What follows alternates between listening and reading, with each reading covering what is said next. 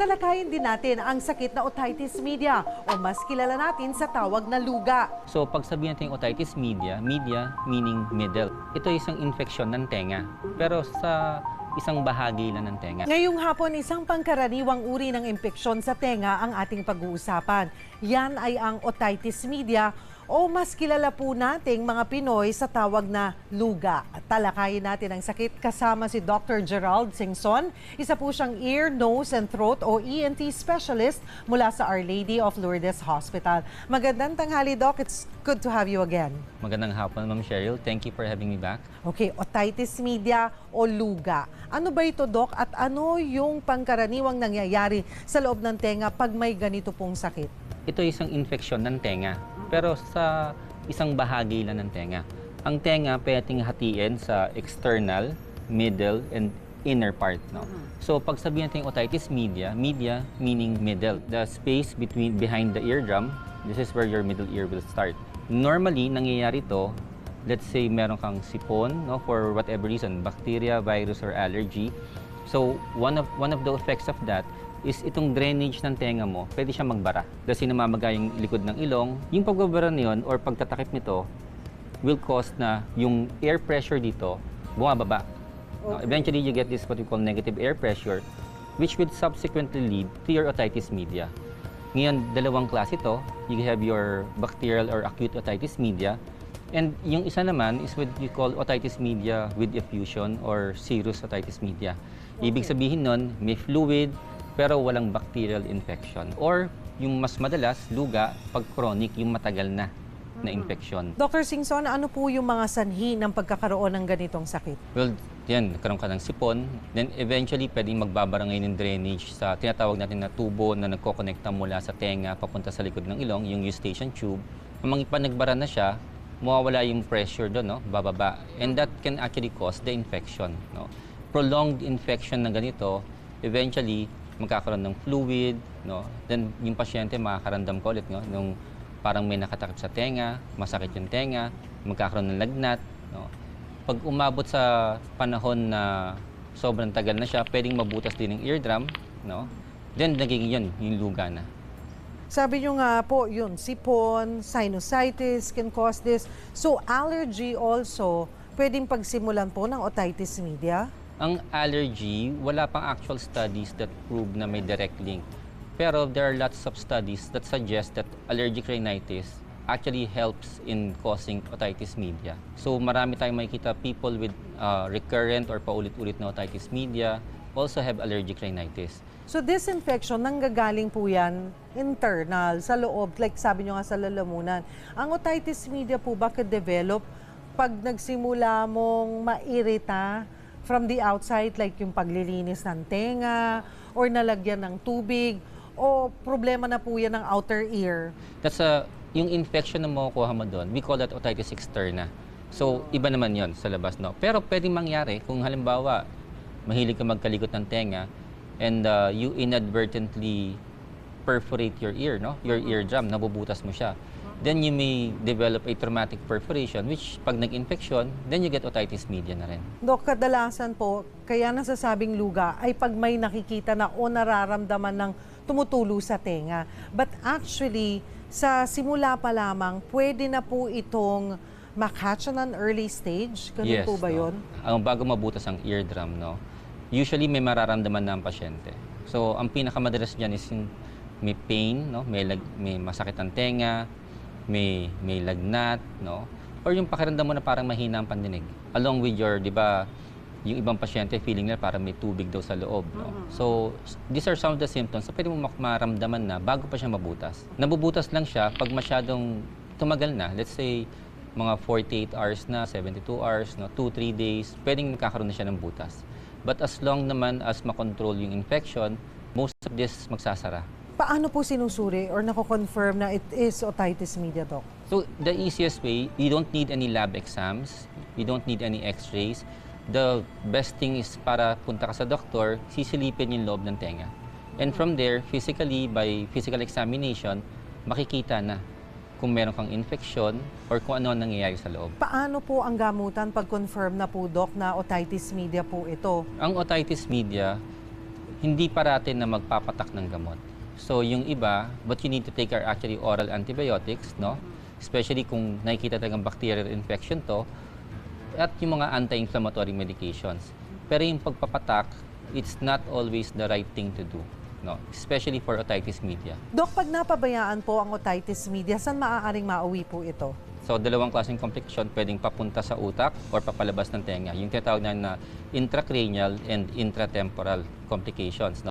So, yung mga komplikasyon na to, ito na yung mga makikita mo yung nana, no, na kumakain sa tenga mo, puputok dito. Or kung mas pangit pa, pwede siyang kumalat na magkakaroon ka ng what we call a cholesteatoma or another form of let's say granulation tissue na eventually yung cholesteatoma to, dahan-dahan niyang kinakain yung buto na naghihiwalay mula sa utak at tenga. At pag nangyari yan na nabutas niya, then pwede kang ngayon magkaroon ng tinatawag natin na brain abscess, meningitis, and yung mga bagay niyon, pwedeng ikamatay. Huling paalala na lamang po siguro, Dok. Basta tandaan nyo, kung may nararamdaman kayo sa tenga nyo, it's better not to self-medicate. No? It's better na wag mong kalikutin. No? You go see your doctor, as long as your doctor is an ENT, no? Or even your general practitioner can actually see that. No? So, prevention, checkups, kung sinabihan ka may luga, it's really advisable, bawal talaga na pinapasukan ng tubig because ang mangyayari noon, magkakause siya ng further infection. So, preventing water from getting inside the ear, as long as may butas yung tenga mo, yung eardrum mo, no, it's really important.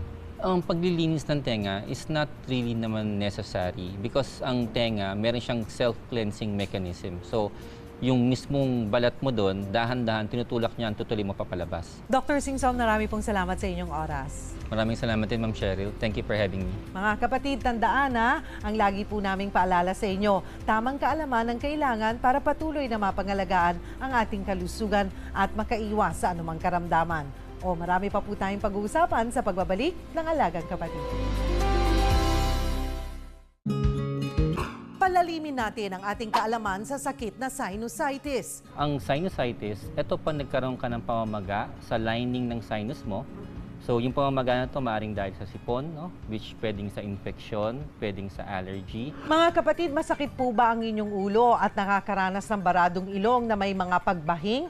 Posible po na sinusitis na ang inyong nararamdaman.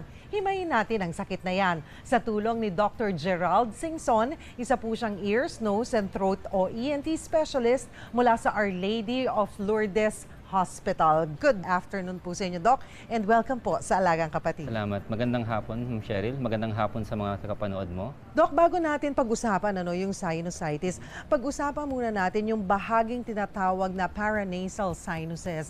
Ano po ba ito, saang bahagi ito ng ating katawan o ng ating mukha at ano ang function nito?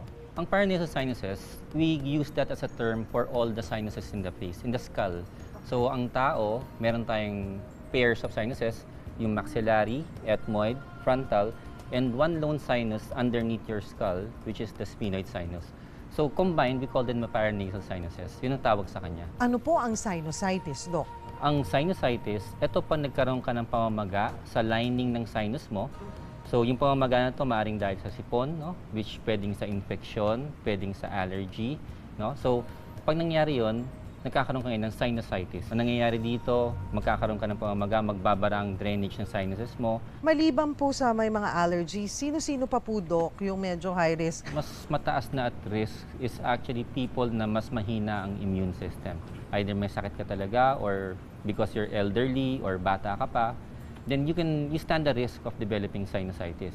Sa trabaho naman, kung may exposure ka, let's say sa mga irritants, no, which will also cause a form of rhinitis in you, pwede rin mangyari. Doc, sabi nyo nga, pamamagayan. Saan po nakukuha? Bakit nagkakaroon ng inflammation? Ang inflammation, nakukuha natin yan, let's say magkakaroon ka ng infection, whether bacteria or virus, magkakaroon ka ng inflammation. Pero pwede mo rin makuha sa allergies. So let's say, specifically, may mga tao na meron tinatawag natin allergic rhinitis, no?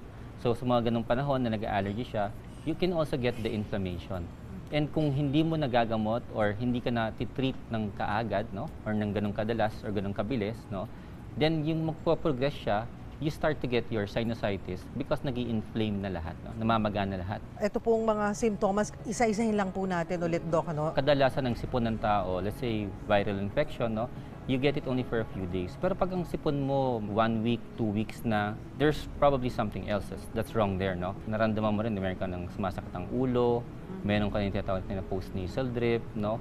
Or yung lumalabas na yung sipon, iba na, hindi na siya yung tubig, masakit ang muka, may konting pamumula minsan dito sa taas o pwede dito sa baba, no? In some instances, pag ang ngipin mo, yung roots ng ngipin mo, malapit siya sa floor ng maxillary sinus, it can cause an irritation. Feeling mo masakit ang ngipin mo, pero actually it's your sinus. Ano yung mga test na isinasagawa para ma-confirm na sinusitis po ito? The most common test that is done by most doctors would be your paranasal sinus x-rays. But one recommendation that is actually better is to actually visualize your sinuses, no?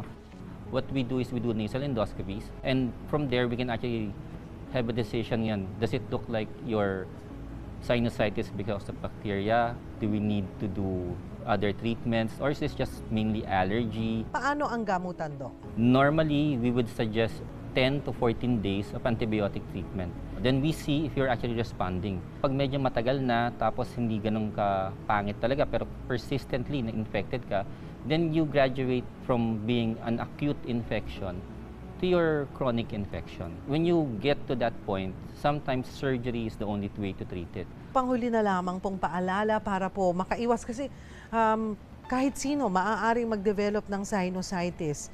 Paano po kami makakaiwas dyan? If you're having colds or may sipon ka and you really feel na matagal na siya, 1 week or more than a week, you should see your doctor. Or you can go directly to us, to the ENTs, where we can determine if it really is sinusitis. More commonly, kung may sipon ka or if you have allergic rhinitis and you already have your medications, you take them, especially for people with allergic rhinitis. One thing that you could eliminate from your lifestyle would be smoking. If you smoke, you cause more irritations to your nose, so you get the inflammation. Thank you so much, Dr. Singson, for joining us this afternoon. Thank you, Ma'am Cheryl. Mga kapatid, ang lagi po naming paalala sa inyo, tamang kaalaman ang kailangan para patuloy na mapangalagaan ang ating kalusugan at makaiwas sa anumang karamdaman. Manatili pong nakatutok, magbabalik pa ang Alagang Kapatid.